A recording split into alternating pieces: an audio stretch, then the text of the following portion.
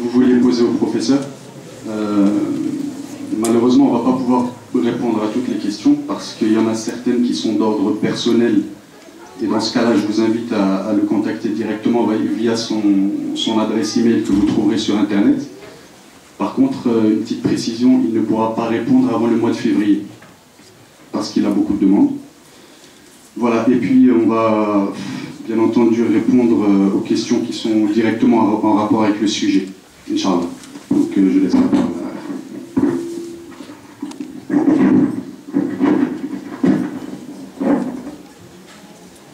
Bismillahirrahmanirrahim. Wassalatu wassalamu ala ashrafil mursalin sayyidina Muhammad wa ala alihi wa sahbihi ajma'in. Wa man ittaba'ahum bi ihsan ila yawm al-din wa ba'da ayyuha al-ikhwa wal akhawat. Assalamu alaykum wa rahmatullah. Sachez que ce que je vais faire maintenant, ce n'est pas le mufti, loin de là, parce que ce n'est pas mon niveau. Donc c'est plus par expérience, alhamdoulilah, les cours qu'on a eus et le comité de fatwa dans lequel j'ai travaillé au centre islamique pendant plus de 12 ans. Alhamdoulilah, on acquiert quand même une certaine expérience. Et donc, ce que je suis capable de répondre, je le fais. Quand je ne sais pas, je me dirai Allahu a'lam. Parce qu'on parle au nom d'Allah et de son prophète, sallallahu alayhi wa sallam. Il faut faire attention par rapport à cela. Sachant aussi, là, vous êtes assez mature, des fois il peut y avoir des avis différents. Et à chacun, alhamdoulilah, donc de respecter l'autre. Comme par exemple la question qui se soulève, même si elle est hors sujet, on m'a dit qu'elle revient tout le temps, la présence des sœurs derrière.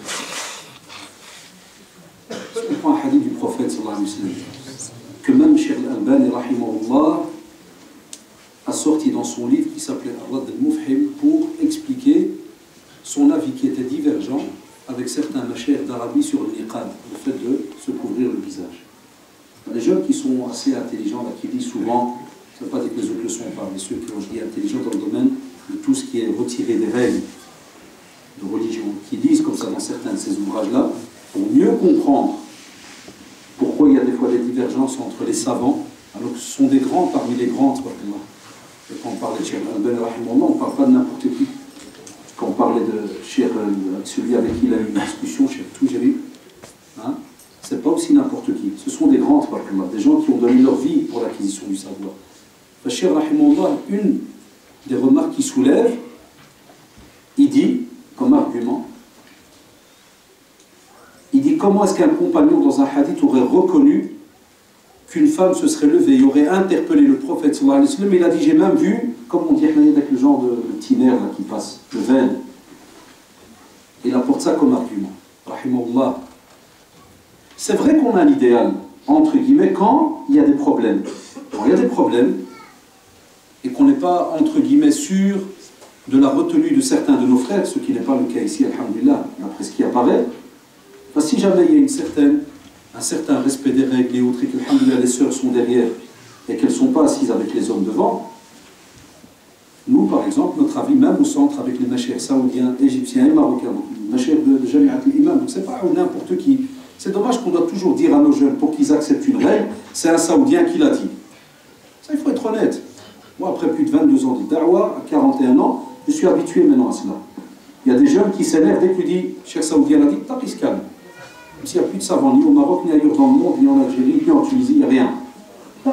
Et même les mashayikh saoudiens eux-mêmes, quand on discute avec eux, parce qu'ils nous rendent visite, c'est ça le bienfait que j'ai eu au centre, alhamdoulilah, c'est qu'on a rencontré les grands parmi les grands. Au mois de juin, j'étais donc dans une petite formation chez nous, au centre islamique, ceux qui connaissent les noms, avec Cheikh Abdullah Moutlaq et Cheikh Abdullah bin Mani', vous connaissez certains. On avait une formation avec eux dans le domaine des fatawa et autres. Et je vais vous expliquer pourquoi est-ce que certains jeunes aujourd'hui, mais qui n'ont pas étudié ou bien fonctionnent qu'avec les petits livres par-ci par-là vite fait. Je donne un simple exemple. On me pose la question, moi je la pose personnellement avec mon autre collègue, Talib Ilm Da'i, aussi Youssef Nouali, diplômé de l'université de Médine. On demande à Cheikh Abdullah Moutlaq, qui est de Hayat Kibar al-Ulama, c'est-à-dire qu'il est de l'instance des hauts savants d'Arabie. On lui dit à Cheikh, la fatwa qui émane en général depuis des années d'Arabie sur le voyage de la femme sans mahram au bled. Je lui ai texto, je lui ai dit, de Belgique au Maroc. Quel est votre avis là-dessus?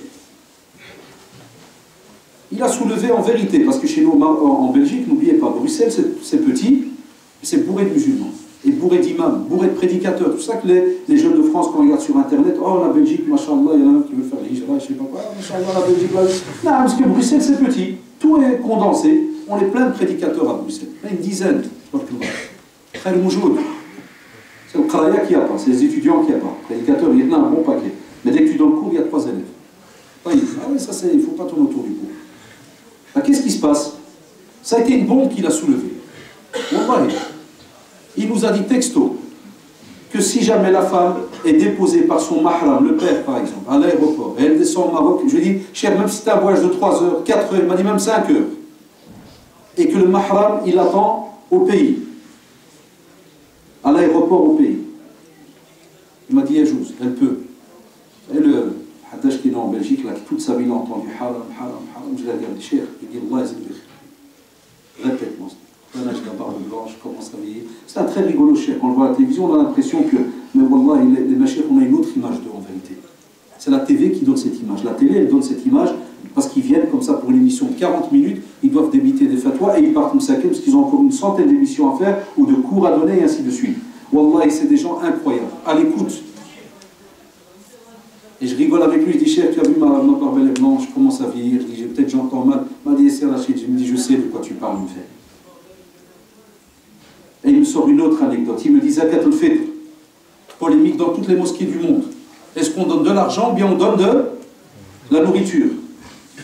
Il me dit, j'étais de ceux qui disaient que ceux qui donnent Zakat al-Fitr en argent, elle n'est pas valable. Ils doivent donner de la nourriture.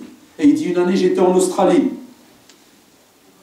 Ramadan, et il fait tout un tas de conférences. Il me dit, quand on est arrivé pour parler de Zakat al-Fitr, et je leur ai dit, il faut donner du riz et de la farine, un Australien l'a fait la main. Il m'a dit, on ne mange pas de riz, nous, ici. Même les dates, il lui a dit, on les importe spécialement pour Ramadan. Il dit, c'est pas notre nourriture du pays. Cher, regardez, ça c'est kibar et ulama. Ça, c'est les vrais ulama. Pas nos petits schizophrènes de jeunes, des fois certains, qui appellent, ils ont fait un jour de cours, c'est 1 heure sur Internet. Il est déjà fadilat cher. Il dit, mon frère, je m'appelle frère. Attention. Et il a 3 heures d'Internet à son actif. Et naam.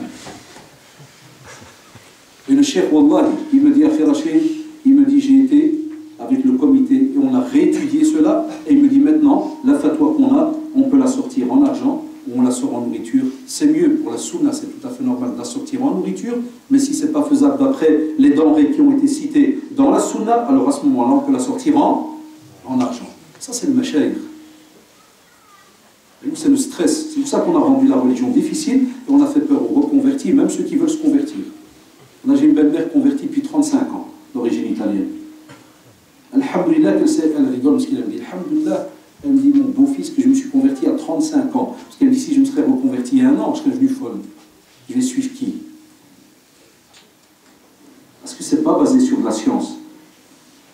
Il y a des frères, je les comprends, quand ils parlent de la salle Kada, c'est vrai, je te comprends. Et tu vas dire, oui, il y a peut-être fitna, et moi je suis faible, et je peux. Comme un autre, il va dire, non, ça n'a rien à voir fitna. J'estime qu'il faut qu'il y ait un rideau, parce que c'était comme ça au temps du prophète. Ça, c'est ton avis. D'autres machins disent non. Disent que les femmes étaient installées derrière. Tu sais que Cheikh Al-Albani, rahimahullah, estimait dans cette fatawa que certaines mosquées qu'on a aujourd'hui en Europe sont des mosquées qui sont dans l'innovation, dans la bid'a. Vous savez quand? Il dit, lorsqu'ils mettent, lorsqu'ils mettent les femmes dans une autre pièce avec un petit baffle. Subhanallah. Cheikh rahimahullah. Il dit la femme ne peut pas être séparée de la salle, ça veut dire là où il y a l'imam, sauf s'il n'y a pas de place et autres, mais il dit tu ne peux pas venir et mettre une salle d'hommes, et puis dans un autre bâtiment, comme chez nous à Bruxelles, des fois il y a des mosquées où tu as les hommes, et 10 mètres plus loin, tu as des câbles qui passent, et il y a les femmes. Pour Cheikh rahimahullah, il te dit non. Et c'est tout à fait normal que toi, tu ne vas pas être d'accord avec cette fatwa, mais qui es-tu toi? On est qui? Parce que si tu étais un fadilat cher, tu comprendrais, tu ne serais pas énervé. Tu te dirais, nah, ça c'est leur avis, moi j'ai peut-être un autre. Et voilà, et on avance. Mais ça ne peut pas être un sujet de polémique entre vous. Ça ne peut pas. Hatta wallah, je te dirais, cher frère, adraful iman, la situation la plus simple pour toi, c'est un exemple. Hein. Je ne parle pas pour le frère lui-même pour cette question, parce qu'elle ne vient pas qu'ici. Hein. Il y a d'autres endroits où on est invité. Par exemple, j'étais dernièrement avec Cheikh Al-Alifi au Bourget, hein, ou à Paris. Donc on avait conférence ensemble. Alors la même chose, j'ai reçu comme question. Ah, cher frère, tu nous as choqués. Je n'aurais jamais cru ça, toi. De retrouver au Bourget. Quand j'étais rendre visite à des sataniques. Frère, virgule, il y avait des sœurs. Ils rentrent, subhanallah, mets-toi devant, regarde vers le mur, écoute ta conférence. avance et tu sors par devant, c'est tout. Voilà, tu ne te tracasses pas pour le reste. Mais si jamais effectivement ça devient grave ou le cas, c'est vrai, là, c'est toi qui es responsable devant Allah subhanahu wa ta'ala, et avec gentillesse et avec fraternité, tu parles au responsable. Et si ça ne va pas, ne sème pas la fitna. Wallah, prends tes affaires, alhamdulillah, tu te dis, hasbunallah wa ni'mal wakil, c'est tout. C'est ce qu'on voudrait retrouver chez nos jeunes. Et moi, depuis maintenant 2 ans, je me suis dit, c'est pour ça que j'ai fait un marathon cette année, entre guillemets, l'année passée. J'ai quasi fait de la France du nord au sud, de l'est à l'ouest, chose que je n'avais jamais fait depuis 20 ans. J'ai fait 2 ans que de France quasi. Et on a un gros problème chez beaucoup de jeunes qui parlent comme ça sur la science, mais à une vitesse incroyable. Et les jugements à une vitesse incroyable. Et wallah, je ne parle pas maintenant de la question du frère, pour pas qu'il se sente, ce qu'il se dit, on fait mon jugement. Wallah, moi je parle de lui, Allah sait ce qu'il y a dans mon cœur. Abadan. Je parle de la question parce qu'elle revient très souvent à bouche à bouche. Mais c'est vrai, on a des règles de respect, de principe. Les frères n'ont pas à se retourner si on sent que le frère qui est modérateur, il remarque que certains jeunes, c'est vrai, ils ont tendance à se retourner, ceci, cela, c'est vrai. Alors, c'est plus un bien pour les jeunes. Ça sera compliqué. Voilà, ça c'est important de préciser, mais il faut être conscient qu'il y a des fois des avis qui sont différents, mais qui ont des preuves. C'est-à-dire qu'il y a des traces. Pas un avis différent comme ça pour faire le différent. Non. Mais jamais avec de la haine, ou bien de la discorde, ou bien une fitna dans une mosquée, ou bien séparation des frères, bagarre, ceci, cela, ou d'autres qui vont aller ouvrir à 20 mètres plus loin, comme on fait chez nous souvent à Bruxelles ou à Paris. Je menais une rue, wallah, qui est très connue à Molenbeek, ceux qui ont déjà visité Bruxelles, on a 9 mosquées. Sur l'axe Ribocourt, il s'appelle. Depuis la mosquée Al-Khalil jusqu'à la dernière mosquée Al-Aziz, on a 9. C'est un axe. Bruxelles, toute petite, il y a quasi 90 mosquées. Ça pour vous faire rire, 90 mosquées, vous avez bien 90. 90 mosquées, Bruxelles. Donc on va presque arriver à 100, petite capitale toute petite, 100 mosquées. Voilà, donc c'est normal, les gens divergent, mais il y a l'éthique de la divergence. Ça c'est bien, je vais faire une conférence là-dessus. Vous l'avez sûrement déjà fait, l'éthique de la divergence. Et vous verrez, vous allez être étonné. Peut-on parler d'une personne sans la citer? C'est ce qu'on a dit tout à l'heure. Pourquoi tu veux parler d'une personne? Vous voyez ce que je veux dire? Pourquoi? Change ton intention et peut-être dis-moi, à la rigueur, est-ce que je peux citer un exemple d'une situation? Ça oui. Mais ne cite pas, tu n'as pas besoin de citer une personne. Parce que la preuve, si tu dis je vais parler d'une personne sans la citer. Mais qu'on soit honnête, regardez. Si tu viens par exemple, vous allez comprendre la beauté de cette religion, subhanallah, quand on te dit garde ta langue.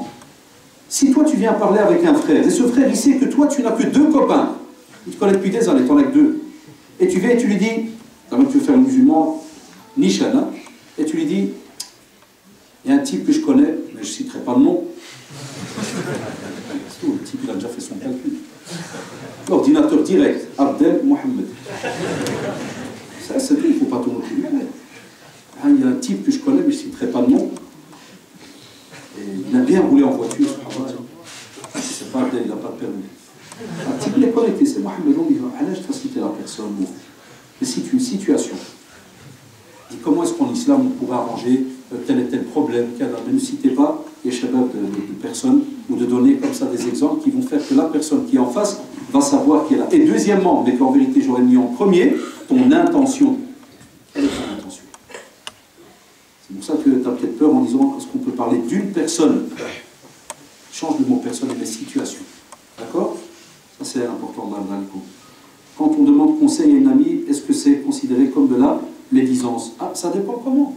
De nouveau.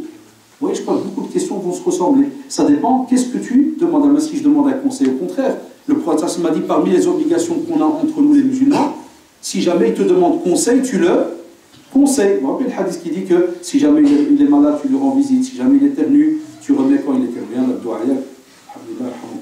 si jamais il meurt et qu'il y a le cortège funèbre, tu suis son cortège funèbre. Et ils ont rajouté, et si jamais il te demande conseil, tu le conseilles, sincèrement. Donc ça, c'est pas de la médisance qu'on vient demander, par exemple, un conseil. Sauf, regardez, c'est un exemple. Sauf, si jamais tu vas lui dire, voilà, moi je suis ami avec Mohamed, et Mohamed il me fait ça. Non, là tu as raison. Tu demandes conseil, mais c'est pas bien, tu as cité un nom, tu as fait ceci. Mais si, comme on a dit tout à l'heure, lorsqu'on est arrivé à la fin, on a dit que tu vas chez quelqu'un, écoutez-moi bien, qui est médiateur. C'est-à-dire son boulot, c'est pas tout simplement de faire ton petit copain et d'écouter les petites histoires que tu racontes. Non, son travail, c'est de prendre le plus possible d'informations pour remettre les gens ensemble. Là, oui, là, tu peux lui dire, voilà, par exemple, si tu viens chez un médiateur, si une sœur vient, par exemple, ou un frère, va dire, voilà, je suis marié, j'ai un problème dans mon couple. Mais on sait très bien qu'il parle de sa femme. Il ne parle pas de sa perruche, quand même, non? Bien que c'est vrai.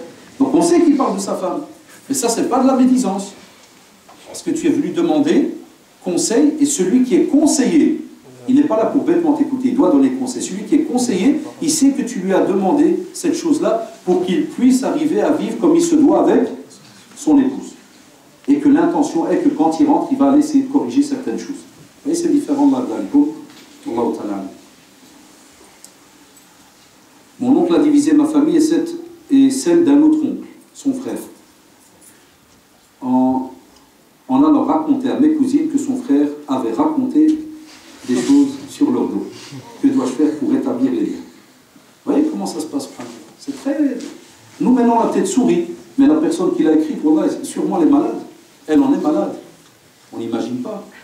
Voilà la meilleure des choses à faire, chère sœur. C'est comme si je vais reprendre ta phrase, ou cher frère, et on va aller en marche arrière. Donc tu dis que il a parlé sur, donc ils ont été dire donc à mes cousines que mon frère avait raconté des choses sur leur dos. Eh bien, on va d'abord chez le frère. Ah, j'ai frère, tu as dit quelque chose. Là, on va, j'ai rien dit. Viens avec.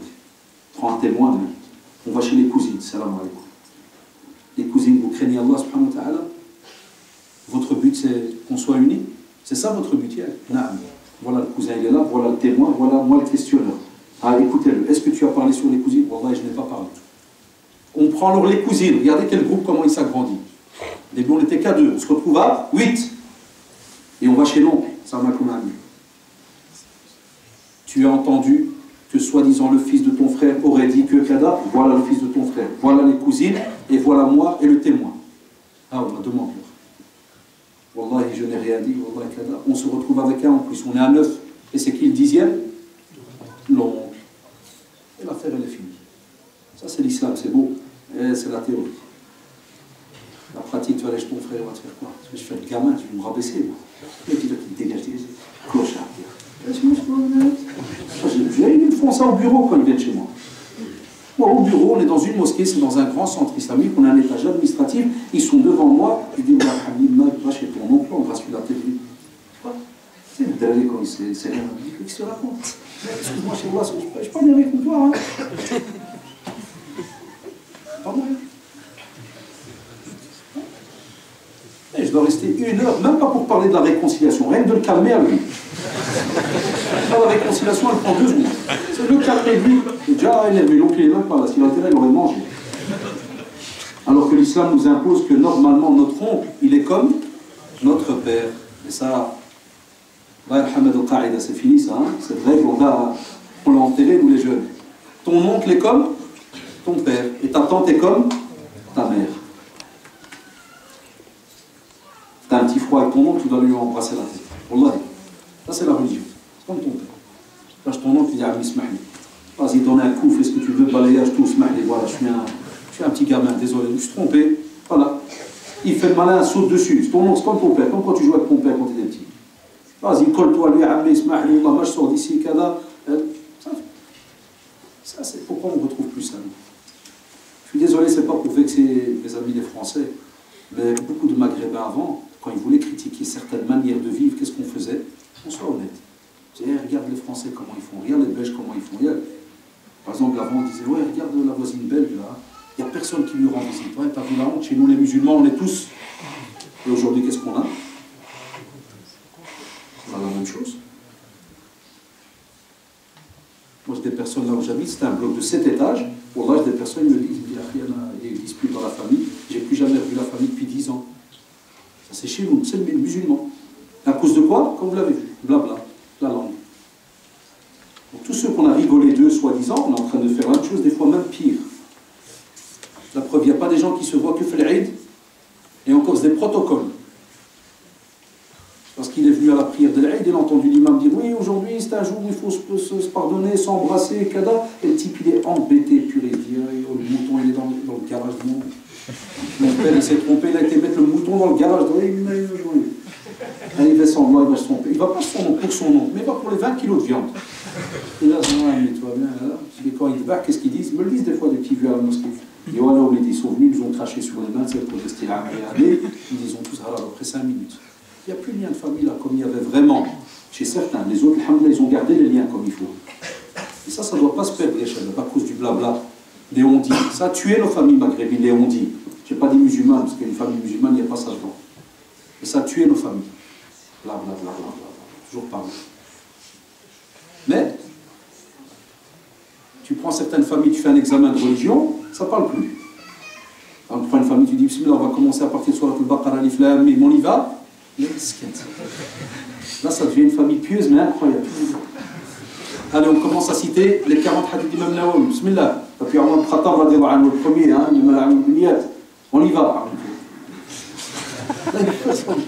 C'est là qu'on doit parler, les gars. Amal blabla sur Ibadallah, oubliez-le, Wallah, ça ne rapporte rien du tout. Est-ce que les SMS de pardon, c'est-à-dire les textos, envoyés à tous les contacts pour se faire pardonner suffit?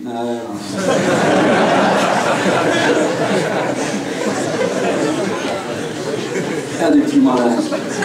Regardez le malin, les Strasbourgeois. Les gars, vous avez dépassé, petit pays, grand cerveau. Grand cerveau, beaucoup de tahramiyya, vous savez. Hein? Non. Ça, on me fait la blague, moi, quand il y a le Hajj. Vous avez remarqué quand le dernier pèlerinage, les drôles, ils envoient 500 SMS. Frère, je pars en pèlerinage, j'espère que tu me pardonneras. J'ai un avion à 7 h du matin. Une fois que taquiner, je lui envoie un autre texto. Je dis, qui t'a dit que je t'ai pardonné? Prends pas l'avion, frère. Appelle. Ah oui, parce que c'est pas ça la demande de pardon, frère. C'est pas ça la demande de pardon. Quand tu m'as roulé pendant un an, puis tu m'envoies un petit texto, j'espère que tu me pardonnes, je pars demain matin. Parle demain ou après-demain. Moi, je t'ai pas pardonné. Viens, on s'arrange d'abord. Tu m'as peut-être sali auprès des gens, tu m'as peut-être fait ceci, tu m'as peut-être fait ça. Là. Et ça, c'est une mode ces derniers temps chez les jeunes. Ils savent de quoi je parle. Chaque fois, dès qu'ils partent le Umrah, Ramadan, la même chose, on envoie 500 textos. Les frères, je pars demain, j'espère que vous me pardonnerez. Et où tu vas? Non. Donc quand tu sais que tu as fait un problème avec quelqu'un, tu dois d'abord aller l'arranger avec la personne.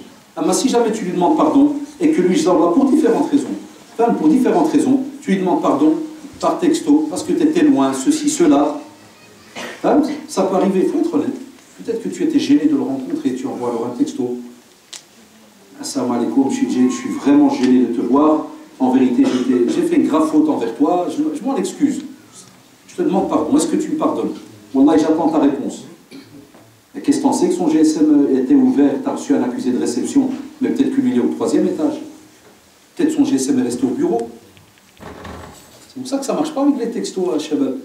Mais si jamais il te répond, alhamdoulilah, c'est bien. Si jamais il te répond, tu dis, Wallah, jazakallah, c'est déjà bien que tu as fait ce pas, je te pardonne et après on se voit. Alhamdoulilah. Mais toujours essayer de se voir visuellement, c'est important pour les cœurs et tout le reste. Allah ta'ala. À partir de quel moment ce qu'on dit devient de la médisance? Eh bien, tu dois réécouter la conférence. Tu dois tout répéter. Peut-être qu'il arrive à la fin. Genre,